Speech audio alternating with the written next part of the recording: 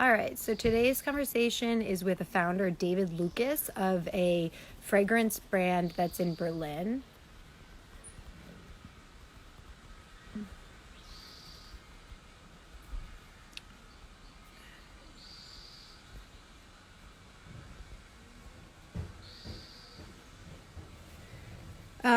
Let's see, they have five perfumes. They kind of have like a revolutionary approach to things. Here we go.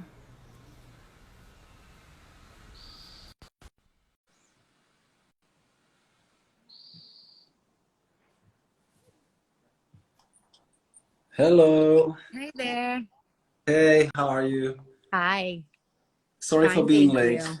you. Do Oh, you hear it's me well? okay.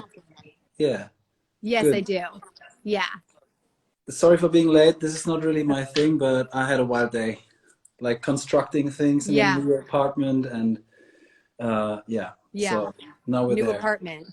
Yeah. Yeah, So anyway, so your fragrance is so interesting. I read a lot and I want to hear all sorts of things, but I want to give you a chance to talk most of all and give you a space to talk about what's relevant for you.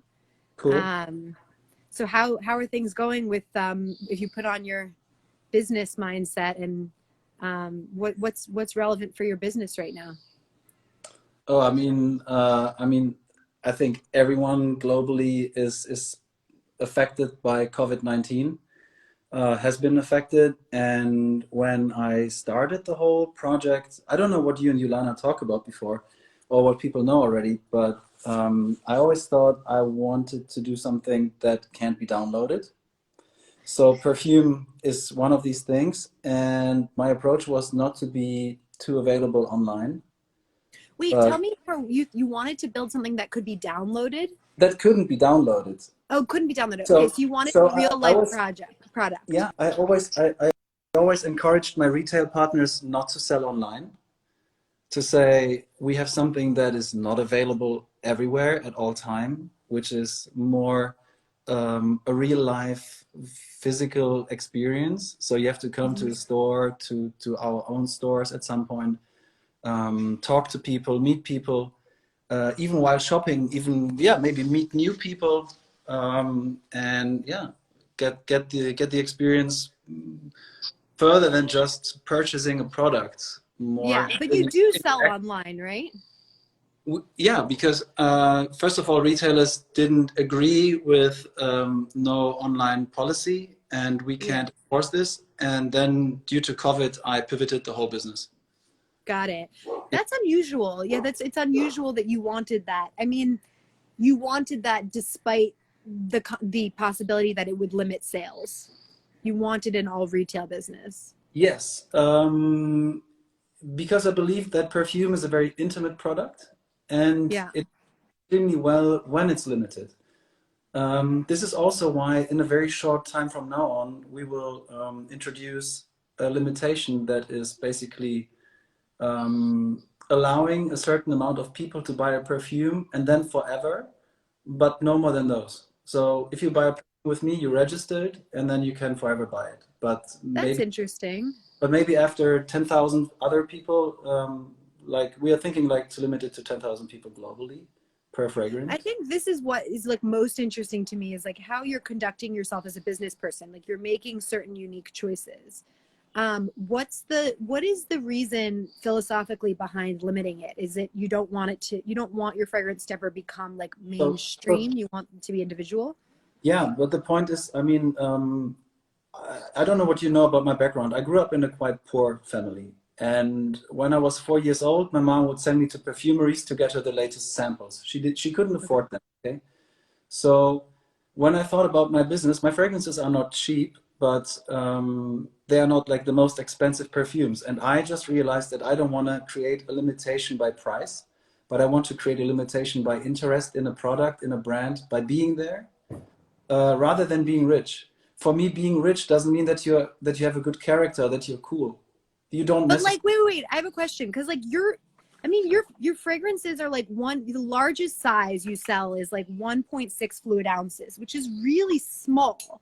and they're like $80 or $90. I mean, this is 4 ounces. Yeah, they're So they're partly. really small and they're definitely expensive. Yeah, but you can also buy perfumes like if but like let's say luxury fragrance that is Yeah. limited would be rather in the terms of $500. Yeah, to be not available to everyone. Like most brands limit their products by price. That's the entry level. So let's say a Chanel handbag is how many $1,000? Not everyone can afford it, right? I But mean, this, but I agree with the same. I mean, it's the same. I suppose you can't. I mean, fragrance might be just very expensive to make, but I still feel like, spending $90 on 1.6 fluid ounces is prohibitive. Like, you're only going to get wealthy people buying this. This is but 2 ounces, which is tiny. yeah. Like, even like the little one I bought yesterday, Maison Louis, whatever, it's $50. And I think it's going to be this size. It's So expensive. Like, the fact that I bought that is because I'm a wealthy white person. Like, okay. you're not making an affordable product. Do you feel that you are For the for, quality for that poor we people? for the quality that we sell, quantities that we produce, definitely. Yeah. Is it Like expensive to make it? yeah, quite. Especially if you do like low quantities. This is a Yeah. pretty thing to do. Yeah. So Um, this is a yeah. luxury product, but I would say that Right. can save up $90. If they really want a perfume, they can save up $90. But what's difficult is to save up $240 for the same amount of perfume. Really? See, I feel like the difference between a person who spends 90 on perfume and the person who spends 200 is very small. It's like a wealthy person versus maybe like a slightly more wealthy person. You know what I mean? I can just tell from myself. When I was a young boy, I would save up to give my mom a birthday gift, and it would be that perfume. Yeah. I think Yeah, it's really cool that you have that story of like perfume was in your childhood. I know she loved it. It's like um, I could high street perfumes, but I think this is not what we're doing here. And the thing is, we have sizes that you can buy for $17, and this will serve you for 2 months or 3 months. Mm-hmm. So you can access the perfumes at a very low entry level.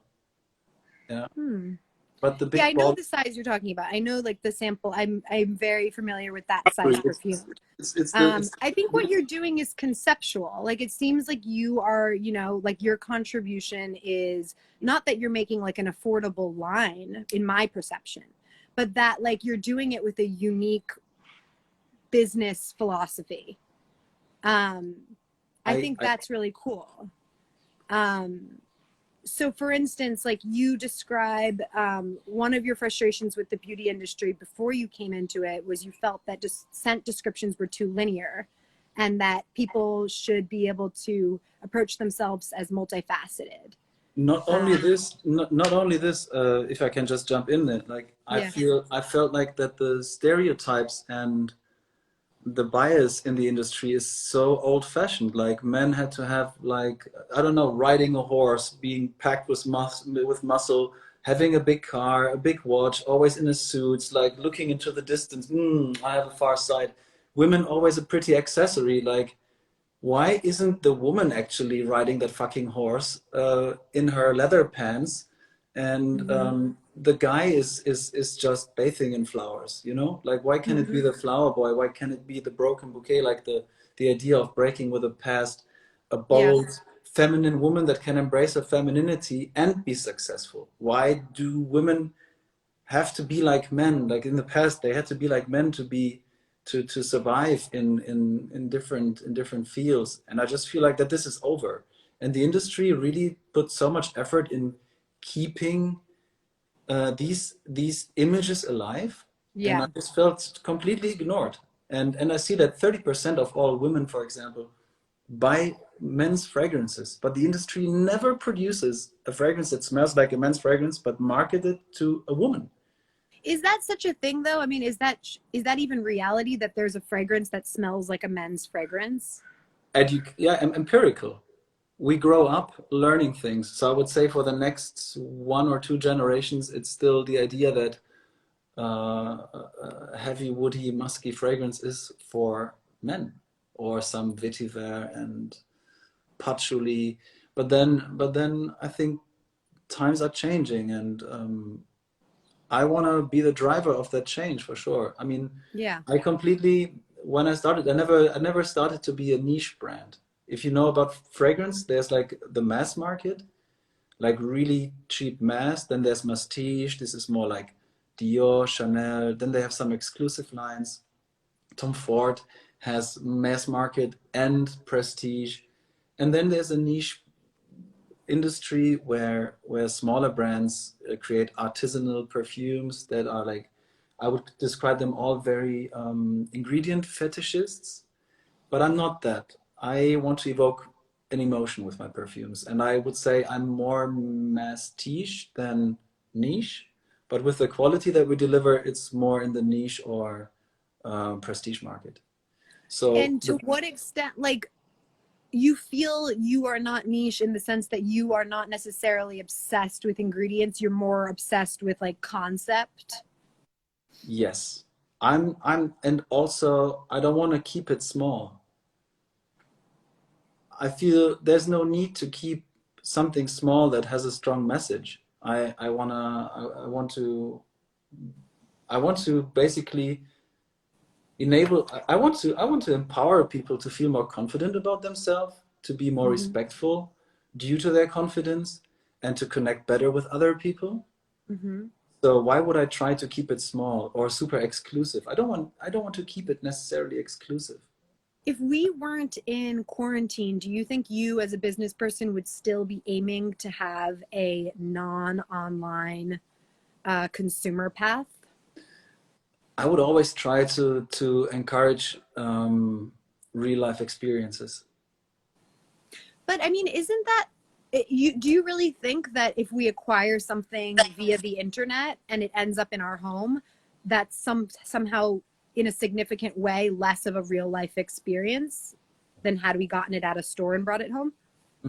I don't wanna make it sound bad. The online experience, it's completely fine, but it was not my step one. It was more like a later stage. So also the way we build the product is already having sustainability in mind. Every bottle comes with a screw neck.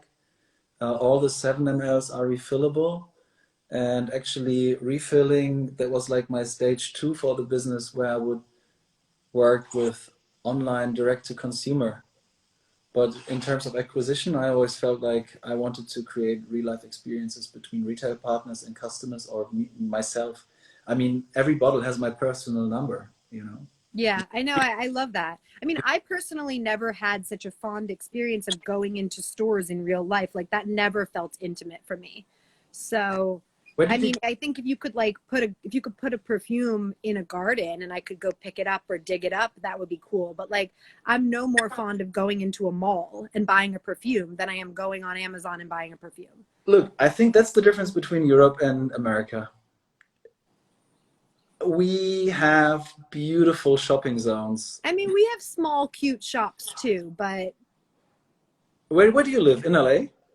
I live in San Francisco. I grew up in New York. I mean, shopping, yeah. I mean, there's some people who are like shopping fetishists, and it sounds like you somehow really enjoyed your shopping experience. It sounds like it was part of your childhood that you were picking up fragrances from a real life store. I'm just wondering, is that worth Mm, hanging on to, Look, especially if it conflicts with your goal to be widespread? I mean, if until now it didn't conflict necessarily, it was like a very also thinking about the market. It's how do you present perfume online, right? You can't smell it, so you need some sort of um, outlet where you can smell it. But then now with the sample set, we have a product that is fine. People are actually, they like it. They're adapting. You know what They're I think would be amazing is if you did something like really creative where you sent out like books or like little boxes where when you open it, like you're flooded with the scent and you just send them out for free. Or, you know, what are creative ways that we can encounter scents like through the mail? Um, We are working with artists or magazines now, and like lately we sent it like a magazine called Tissue Magazine. So people who bought it, they would unwrap it, and then the magazine would smell like Crystal Haze, one of our yeah. perfumes. I mean, that's I think that's like traditional way of getting people exposed to fragrance is to have like a magazine insert. But I feel Next like to since you're scented so record. creative, like you're so conceptual and so creative, I would be curious, what you could come up with that you would just mail out in mass to everybody during quarantine that has an experience of the fragrance within that package or envelope that you send out widely. I think we are coming up with very inventive products very soon. It's in development right now. I think Like they are marketing products, you mean? consumer products that are scented that will add another layer and take the risk of buying a whole bottle of perfume or something. Like low entry level pricing, high value products, more collaborations. And what worked very well, we had like for 2 months, people could basically send our perfume as a gift. And we dropped the prices dramatically on that discovery size, like that 7 ml, which is easily like 2 months of perfume. That worked incredibly well, and I offered that with every shipment we do, I write a postcard by hand. Whatever you send me, I'm gonna write it. And Mm-hmm. that worked fantastic. I'm so curious about what other products you're working to develop that are not a bottle of perfume. Um, if you wanted to send out pillows, like can you have a pillow that's continually scented, for instance? That would be difficult because do you know these like wonder tree or how you call them that you can hang in your car, and Yeah, they are like so intense in the they're beginning. always bad. Yeah.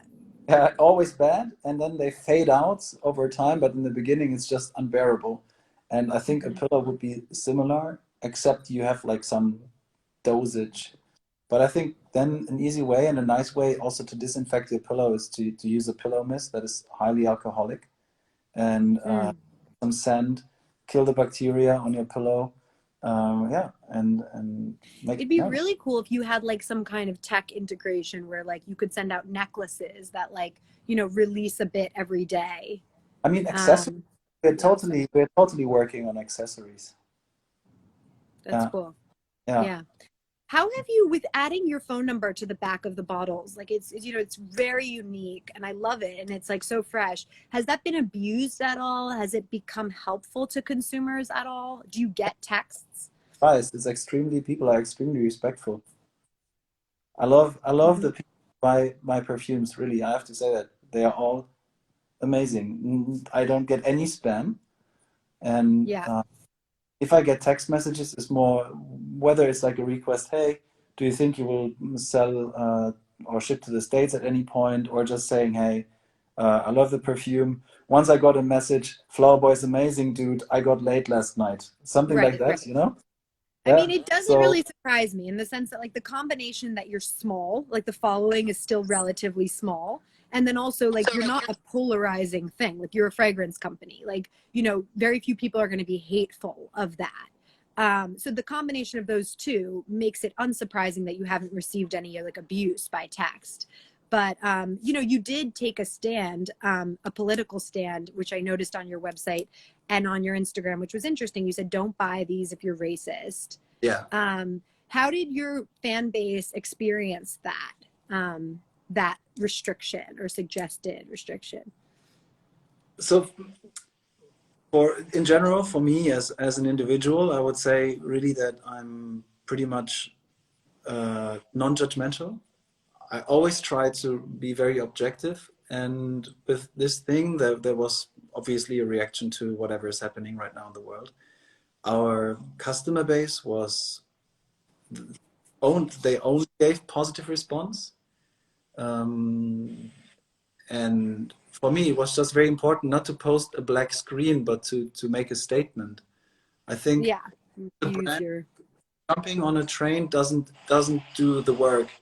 I have to put my face out there and I have to risk business. Yeah, like if there's no risk attached, I'm not making a change. Yeah, Yeah. so I had to just really decide where I stand, and for me it was clear 75% of the team is somehow African based. Um, Akin, my assistant from Nigeria, then people who helped me with marketing from one from Pakistan and one from another part in Eastern Africa.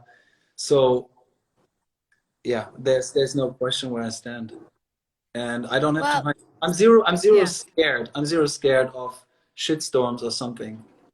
Like if I Yeah, get sure. I mean, it's a liberal base. Like your marketing, your fan base agrees with you, so it doesn't make it such a difficult thing to stand out against racism. like But like, have you considered like more radical gestures, like reducing, the price of your products, maybe 50% for people of color to buy, or sending them directly to people who are actively no, struggling?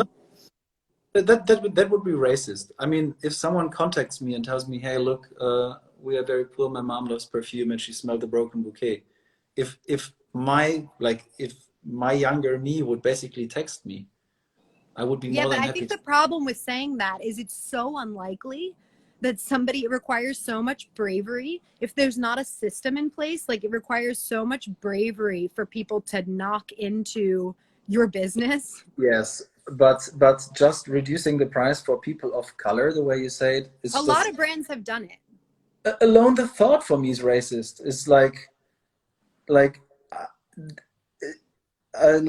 I mean, just in Europe, being in Europe, Akin would never want that he gets a better price because he's black, like of dark Yeah, skin. and I get your sentiment. I get your sentiment, but like realistically, what is the diversity of the people buying perfume right now? What's the how does it look? What's the breakdown? I mean, it's fair for you to say like I just don't know. I assume that many people of all different colors are buying perfume right now.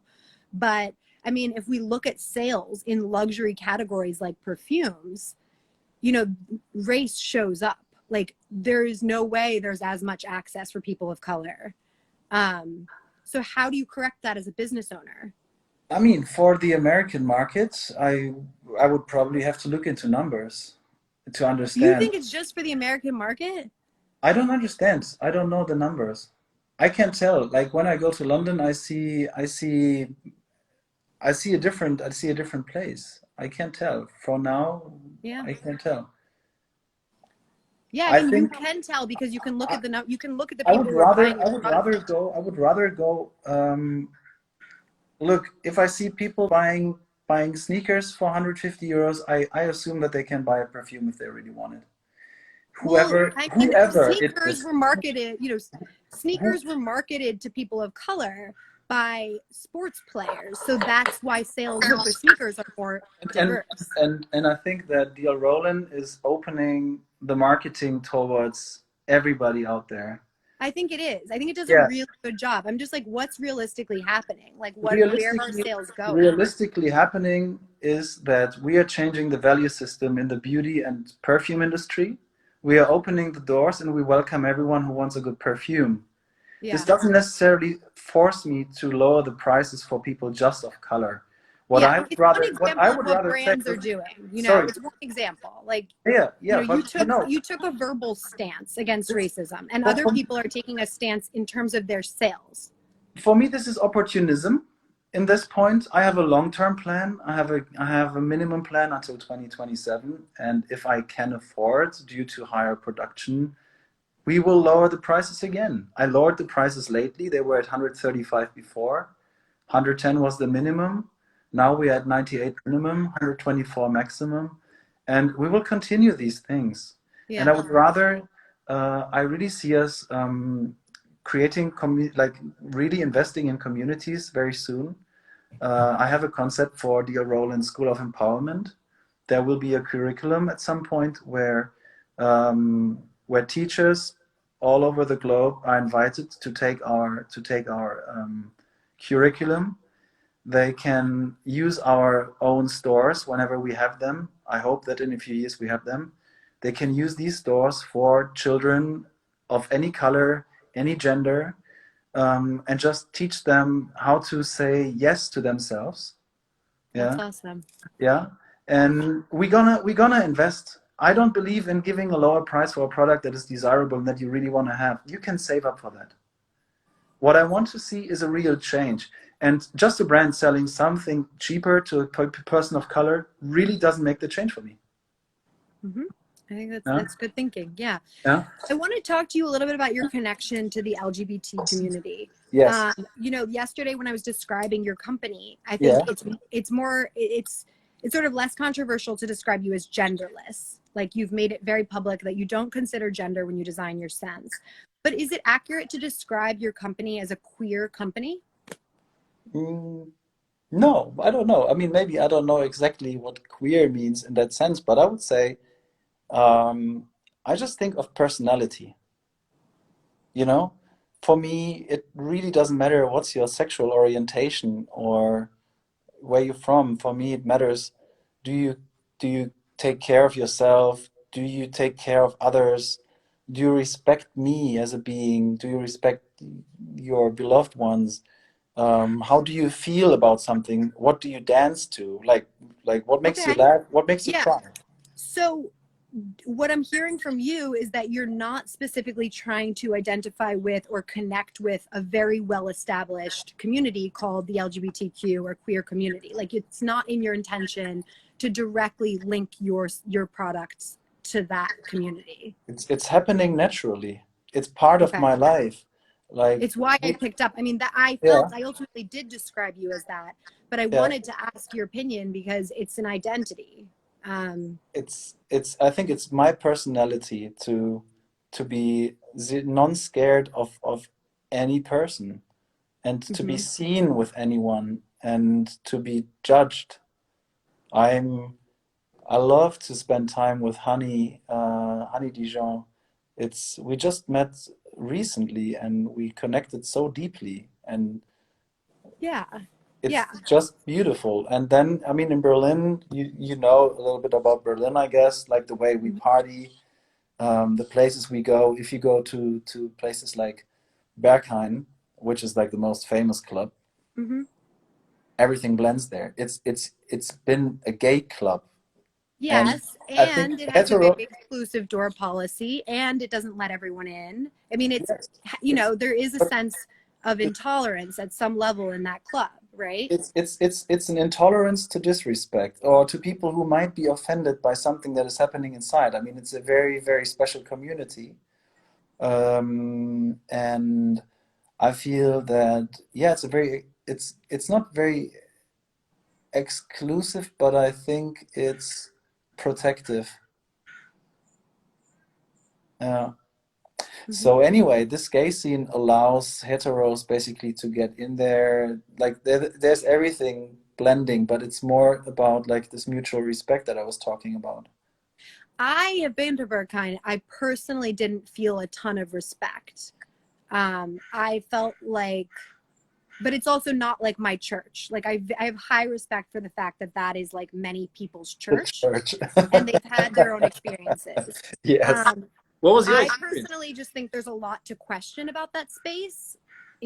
I mean, as someone who's, seen the downsides of drug culture, I think it's, highly integrated with drug use. And so that's one of the things to question. I think the fact that not everyone feels welcomed is I give also you another that. thing to question.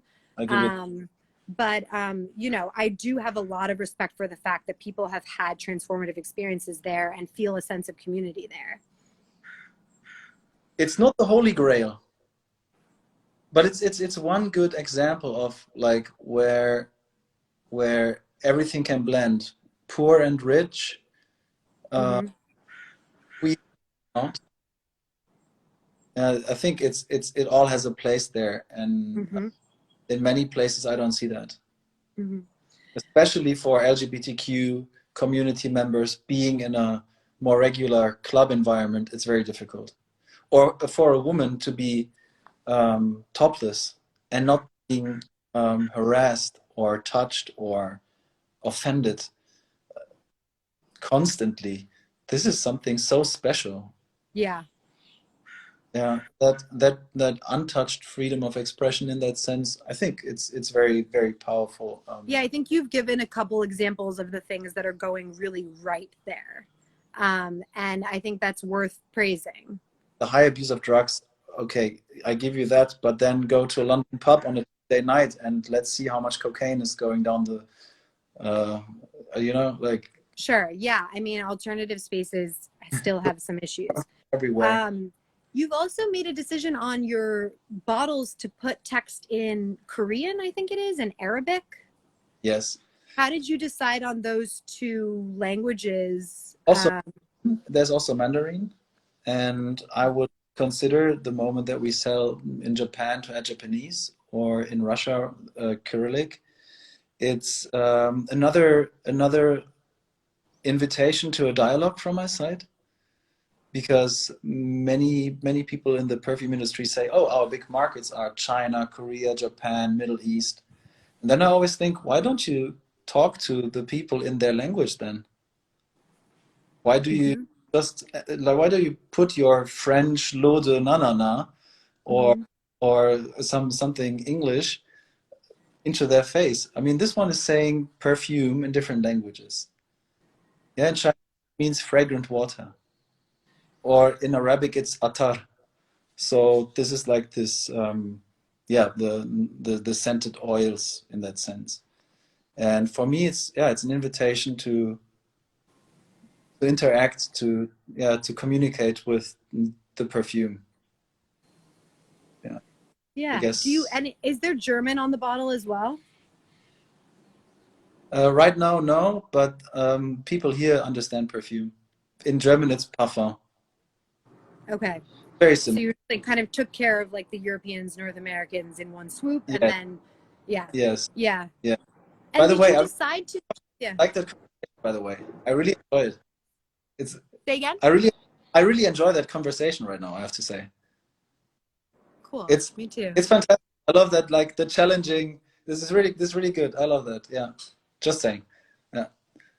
Well, I'm happy for people who are here and ask questions because your brand is um awesome. Doing so many cool things. And I know that I'm not the only one with questions. So if other people have questions, ask. More practically, what's inside your bags? Like, how you post in your shop online, like the big bags, and I even posted a picture of one. Are those like little mini vials, or what They're goes just inside? so small. Okay, They're you that just hold size. them in the bag. Yeah, yeah. So Okay. these are sample bags. I mean, there's definitely multi-purpose use for these bags after taking out the perfume for sure. And then we got the sample sets. I always encourage to use them, even especially the bigger ones. They're also fine for flight travel. Yeah.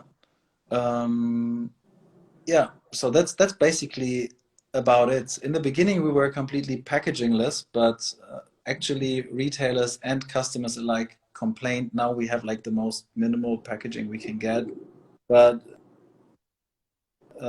we are right now investigating, for example, in compostable foils and yeah, step by step. I mean, Yeah. I literally, if you know my story, I literally started with zero funding. I just ran into someone who listened to me for 15 minutes. He understood that I wanted to do two perfumes. He turned out to be the manager of one of Europe's largest fragrance facilities. He invited me, and 3 weeks later, I was in his laboratory. And on the In second day, I just Istanbul. realized this is my in Istanbul, and this is my one time chance. And yeah, I just took it. Yeah, you said that Yeah, on your second day in the lab, perfume yeah, lab in Istanbul, on the second day you decided, okay, I'm going to yeah. create a On line. on the second day, I decided that I will not stop. That was 2017, and on that day, I decided that I won't stop until 2027, no matter what happens. Cool. Yeah, I realized that this was the thing. That this is the thing. And That, was 2027 like 10 years from when it started, or what was the significance of that year? yeah, I just thought that. Um, I was looking at myself. I think in that moment I was very reflected about my whole life. Like I had this kind of crash 2 years before where like, I don't know, I was broke up with my girlfriend, had no apartment. It was like really a very difficult time, and Yeah. it forced me to change my lifestyle completely, um, and really think about what I want from life. And um, then I realized that for me, instant gratification was always very important. If I would start something and after a couple of weeks I wouldn't have a success, I would be very, very disappointed. Yeah. Yeah. And by the Yeah. thing, I would just jump on something different. And this time I just thought, okay, I'm not going to do this. I'm gonna keep going with this thing for 10 years because if you want to build something meaningful, I think you need 7 years at least. What were the key investments you made in your business? Like, okay, so here I am having an understanding of your mindset. You were like, I want to make this happen quickly. Um, I also have an understanding of like your background. Like you didn't have significant wealth at the point when you decided to start this perfume business. So where did you decide to invest? Was it like on a website developer or on like an intern for the first year? Where did you invest financially to make this happen? Um, First of all, in communication, In communication? connections, just meeting people, Yeah. and in developing the best perfumes that I could imagine in that moment, right? Okay.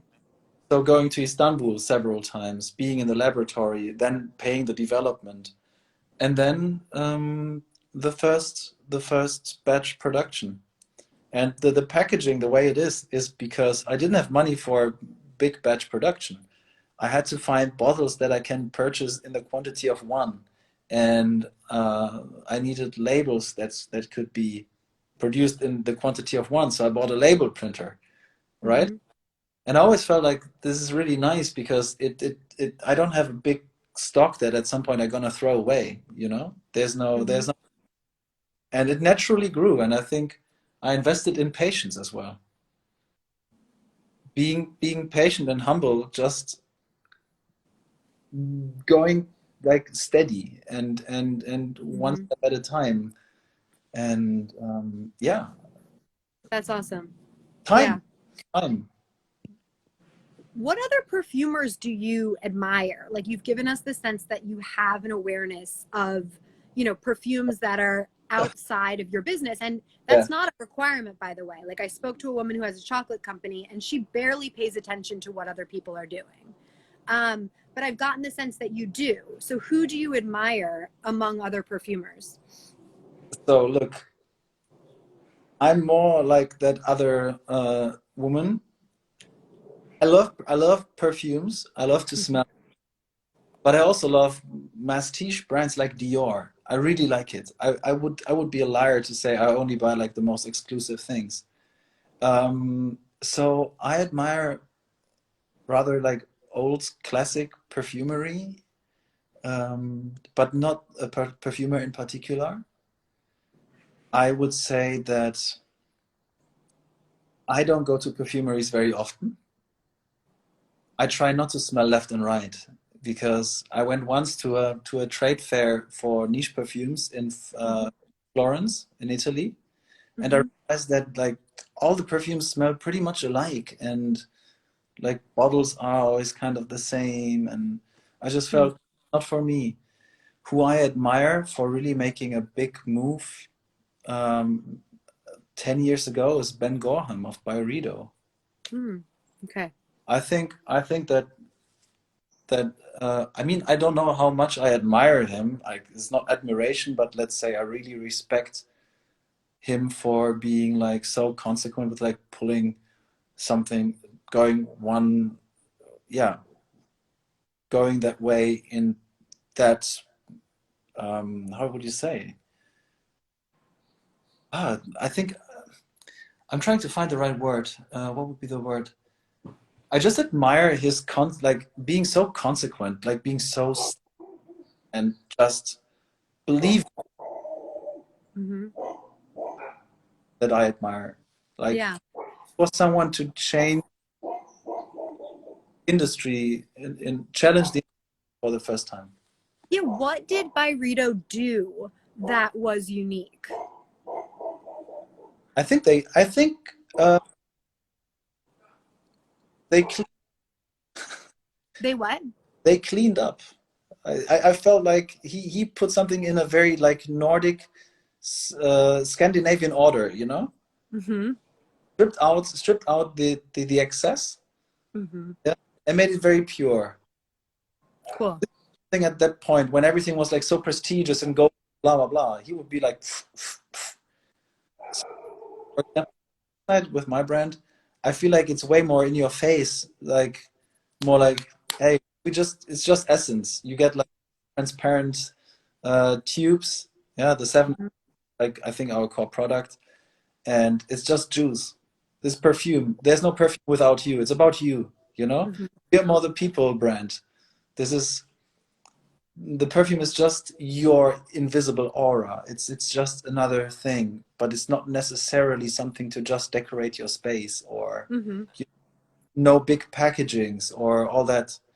This yeah, it's stripping out even more. It's stripping out the old idea of what a perfume is and giving it basically a new meaning. Yeah. It's interesting because I mean, it's not like your packaging is like minimalist. I mean, it's definitely not the most minimalist of packaging. Oh, Like the aesthetic of your brand is more like dark, carved out, gothic, club life minimalism than it is like Scandinavian minimalism. yeah. Yeah, with that dark bottle, I agree totally. It was just the bottle that I could get and had like UV protection. It had a screw neck, all the things that I wanted. I'm very sure that at some point, this is just series one, there will be new perfumes at some point, Mhm. and we will definitely have a different packaging. I mean, I think it works. It's what I now identify as you. Julana's asking if a fairy would come and offer you one wish, what would you wish for? Um, global confidence and respect for each other. Mhm. Like people feeling good about themselves and as an effect being respectful with each other. I'm curious. You know, you made I think it's the door, the scent that Yeah, you made like for the bouncers. yeah. Did you ever give it to them? Like, have they worn it? They wear it. Yeah. I sent a package like in for Christmas 2018. I just sent a big box of perfume, and I said thank you for the great work, and here's the door for the door. And do you smell it when you walk in? Can you tell that they're wearing it? Yes, because this again developed friendships. We Yeah. are going for lunch now, but not on a business level at all. It's just Yeah. that Yeah. there are two people out of the whole team. I don't know everyone there, but two of them are more becoming. It's more like a friendship. Yeah. That's awesome. That's the whole beauty about this the whole project. Like when I started, I write a lot, you know. And one thing I wrote in my book was that the main objective is that I enjoy my life, not in this term of that, oh, it's never gonna feel like work and it's never gonna be hardcore. More that what I can create out of it feels good at most times, and the way I live, the way I have time for my friends, for my relationship, um, this is beautiful, you know. And these Yeah. friendships that just happen are just, I don't know, it's fantastic. The Did way you it ever opens consider? doors. Yeah. Yeah. Sorry. Yes, No, please. please, you continue. I don't know. It's just I feel blessed. I feel fucking blessed. I mean, this whole thing, like the feedback is great. It's not that it reflects so well in my bank account at this moment, but I'm not in a rush. But I really love everything that's happening all the time, and the way, yeah, Nice. yeah, the way that we talk right now. You know, Yeah. it's Yeah. also beautiful. We Yeah. would never talk otherwise, and this is just nice. And all the people who are listening, how many are these? I have very bad eyes. How many people are watching right now? There are 9. I'm going to tell everyone shout out. Julana, Abana, Marie, C1XO, Akin, Angela, Casa, Walla, and Joaquin. Fantastic. peace out to everybody. Yeah. Very Look, nice. I really enjoyed meeting you. Thank you so much. And I know that we, talked about challenging things, but I'm so glad we were both up to it. And I want to smell some of your fragrances soon. But I think it's more important to meet the person creating them. Yeah, I wish we could ship to the States. It's a real problem with FDA regulations and dangerous goods, the alcohol. So yeah, but at some point, Good to know. So we can't even buy them here. at this point, not no, Okay, that's all right. but soon enough. As soon as you open the borders again, we'll be over there. Yeah. I think everybody loves you. Someone's asking, when is it out? We Want Daddy. I think Abana might be in the US. Ooh, someone's asking about Daddy. Yeah. Um, Did yeah. someone ask about Daddy? Someone said, we want Daddy. Why? What does that mean to you? Oh wow, we want Daddy. Yeah, this means actually the next perfume that's gonna be released is called Daddy. Oh, cool. Yeah. That's exciting. Wow, I'm that's wearing Flower Boy today in California, says Abana. oh wow, great. Oh yeah, hey. Peace out to Sahil. He's So nice. yeah. He's in California. Good. Yeah. All right, I'm glad.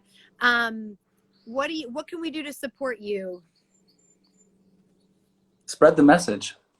Okay, good. Well, this is my contribution for the day. You are super helping. It's fantastic. And whoever wants a perfume, hit me up. Okay, good. Thank you so much. Thank you too. Nice It to was meet you. yeah, it was really I like that you're so challenging. You never know. Like yeah, conversation can like Lucas, you pissed all of us off being so late. So that's we had to put you up to task. But I think you did very well. Julana, would you say he did well? I think so. All right. Till next time. yes, whenever you Bye. want. Yes, you too. Bye. Good time. Bye.